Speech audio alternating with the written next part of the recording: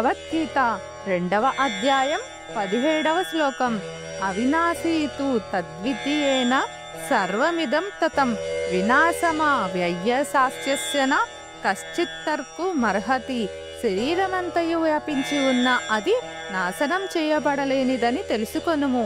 ఎవ్వరూ కూడా అనస్వరమైన ఆత్మను నాశనం చేయలేరు.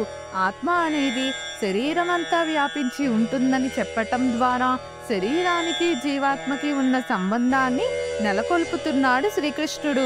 అంటే పరమాత్మ ఇక్కడ చెప్పదలుచుకున్నది ఏమిటంటే, ఆత్మ సచేతనమైనది, అంటే చైతన్యం కలిగినది. శరీరం జడ పదార్థంచే తయారు చేయబడినది, చైతన్యరహితమైనది. కానీ ఆత్మ శరీరంలో ఉంటూ తన చైతన్య గుణమును శరీరానికి కూడా ఇస్తుంది.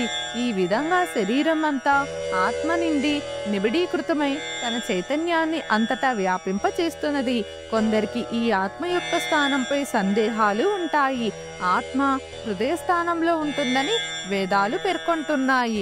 హృది అన్న పదం ఆత్మ హృదయ ప్రాంతంలో స్థితమై ఉంటుందని సూచిస్తున్నది.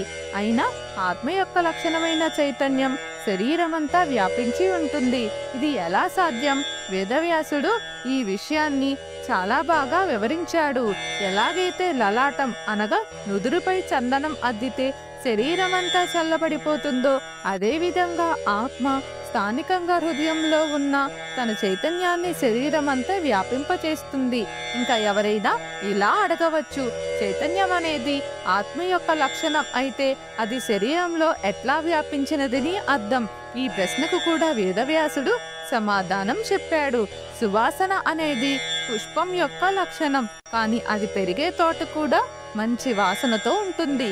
అంటే పువ్వు తన సువాసన లక్షణాన్ని తోటకి ఇవ్వగలిగినది. అదేవిధంగా ఆత్మ సచేతనమైనది. అది జీవం లేని జడ శరీరాన్ని కూడా తన చైతన్యంతో వ్యాపింపచేసి చైతన్యవంతం చేస్తుంది.